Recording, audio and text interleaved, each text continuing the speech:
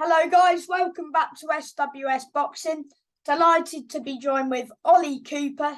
He's 4-0. And yeah, my first question for you is, who's been your hardest opponent so far? Straight into it. I think out of the four I've had so far, I'd have to say probably my second fight, Paul Cummins, is a very, very tough opponent. Don't get me wrong, everyone I've had has been tough and game, but Paul just kept coming forward. I was hitting him with all these different shots, hurting him at times, and he just kept coming forward, and it was non-stop throughout the 4 rounds, so it was a bit of a challenge. Yeah, I've watched all four of your fights, because BCB stream the shows. Yeah. Thank you. So haven't you fought at the hangar in? Yeah, all four have been at the hangar in Wolverhampton, so it's nice to fight there because it's nice and local. Do you know what I mean? So I'm from a gym in Wolverhampton with Richie Carter, so it's nice to just be on that home turf as such, and get the events on there. Yeah. So were you signed to BCB Errol Johnson? I am, yeah. I signed a contract with Errol, I think, for a couple of years. So it's been good so far, but we'll see where it takes me. Yeah, you're doing well. Thank you, I appreciate it. So should we talk about the Paul Cummins fight then, mate? So how do you feel looking? Have you watched the fight back at all? Only a couple of times, I think. Just after the fight, I tend to watch my fights back the day after anyway. But that particular one, I watched it a few times over just to see where I could improve and do anything differently. Paul Cummins is a very tall man. I know he's nearly as tall as me, I think. I mean, I'm quite tall for the weight. Yeah. And it was in when we did the weigh-in. And we came face to face, and to realise he was actually the similar height to me, I knew it was going to be a different challenge to what I've faced before. So, which was on your debut, you fought Kevin McCauley. Yeah, he's now retired, but he's as you said, a veteran. Which does that mean he's had over? I think he's had over 200 fights, if I'm not mistaken. Yeah, I believe so. I think it was pushing the 250 mark, if not more. So yeah, definitely, he knew his way around the ring. He'd built his craft over the years, so it was not. Kev was not one to look over, and I knew I had to take it seriously. Yeah, that was a good opponent to get on your debut.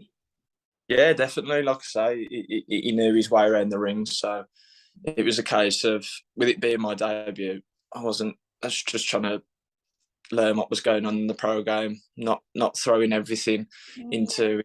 Looking back at the fight, maybe I should have put more into it, but it's about learning, isn't it? I'm fresh to the game, so I'm still learning, and we built from it. From every fight I've had, we've learned stuff and improved on it for the next one. So yeah, isn't you've got loads of other people in your gym, like Alex Round. Is Jimmy in your gym as well? Yeah, Jimmy is. Yeah, we've got a few lads in the stable. We've got Jimmy's fighting Sunday. Yeah, we've got a couple of lads out Sunday. We've got Jimmy, like you said, Lewis. I don't know if Lewis Morris. Yes, I know him. He's a good guy, isn't he? Very good operator, yeah. And then we got Gully out for his debut, which will be quite exciting to see. So yeah, it's a good bill on Sunday. What weight is Gully? Oh, good question. I want to say super lightweight, but I could be wrong.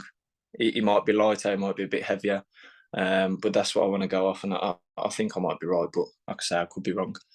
Are you the tallest in the stable? Because I think Jimmy's welterweight, and then Lewis is feather, bantamweight, around there.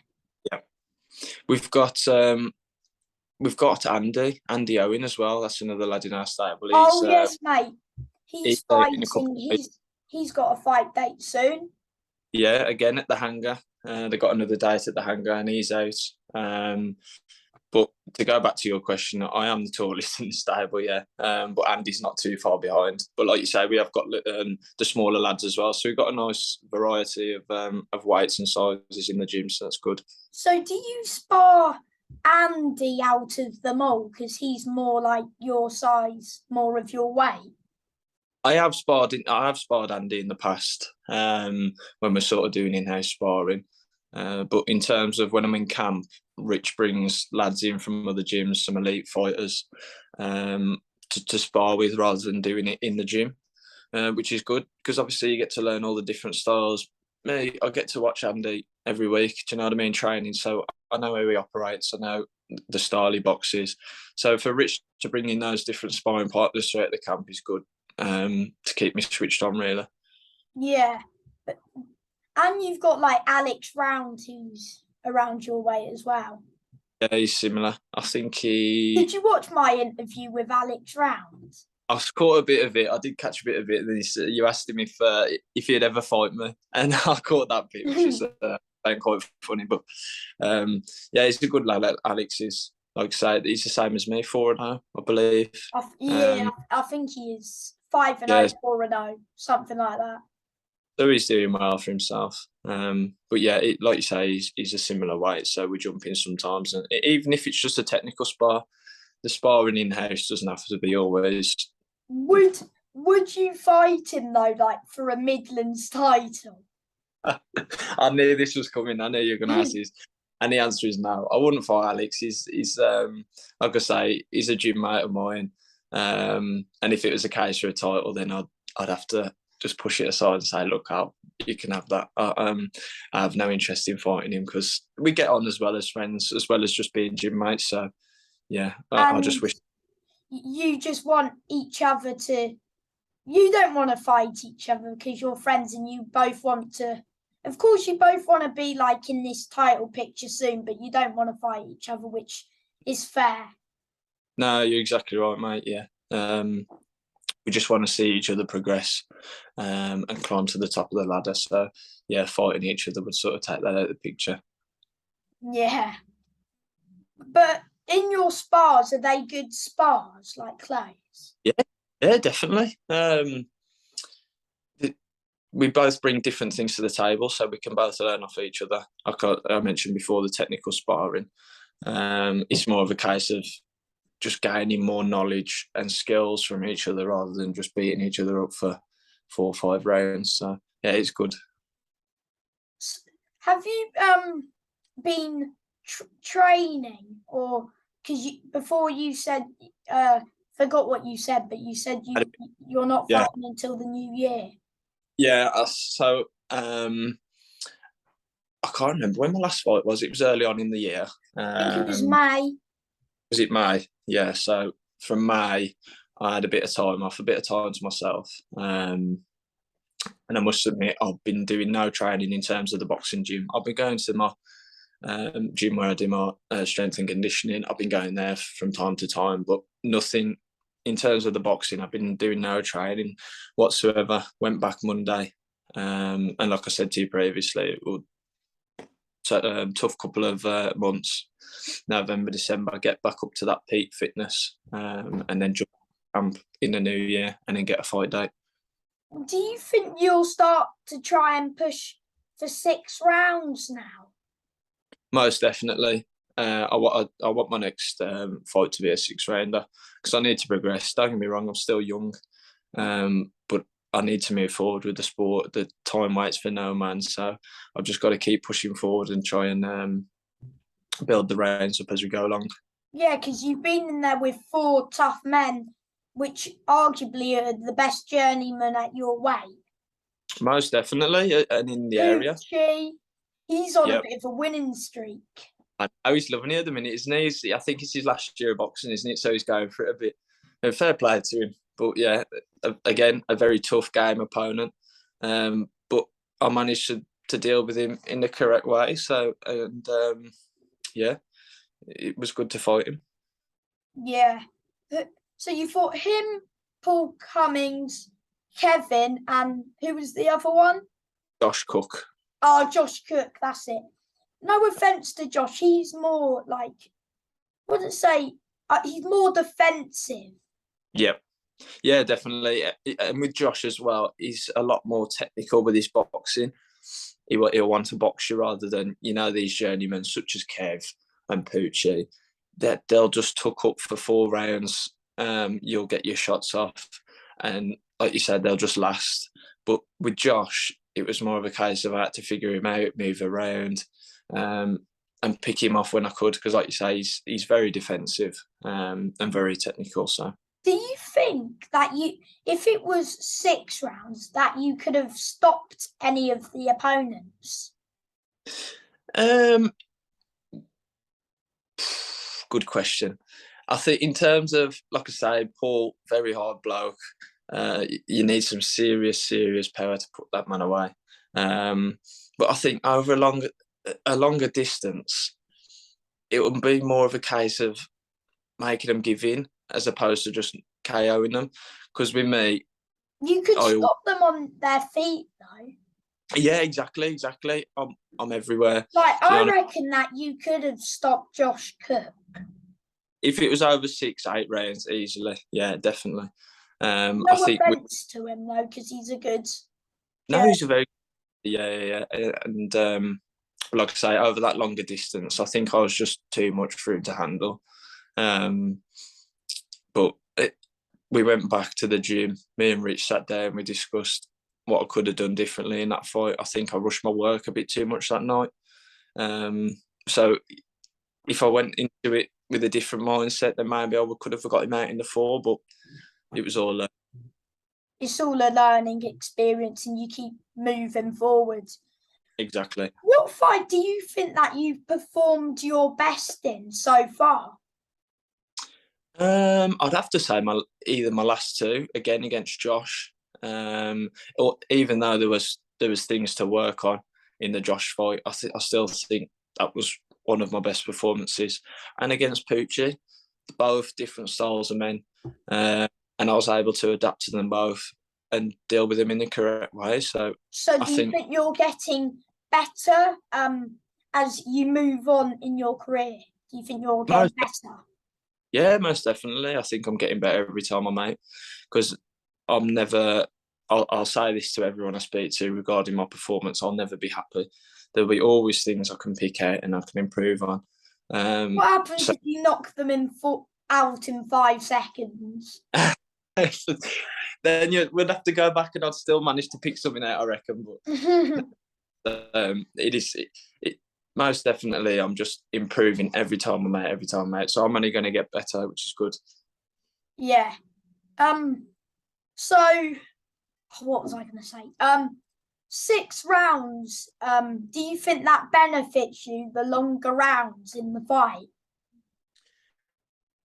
In my last fight, like you said, my best performance with my last fight, I took my time a lot more in that last fight. So I feel the higher the rounds go up, the more I can sit on my shots a bit more, be a bit more wiser in my shot selection.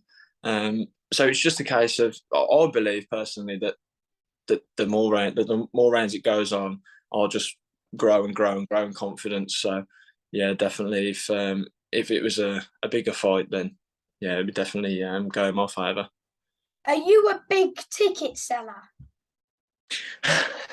Good question. It depends. It's relative, isn't it? I sell quite a few tickets. I got some good. Not necessarily a fan base, but I got a lot of people who support me and back me. But when you're talking about people like Jimmy and my stable who's doing hundreds and hundreds of tickets, then it would probably be looked down on. But no, I've definitely got a good supporting and appreciate everyone that comes every time. That's good. How do you grow like your fan base?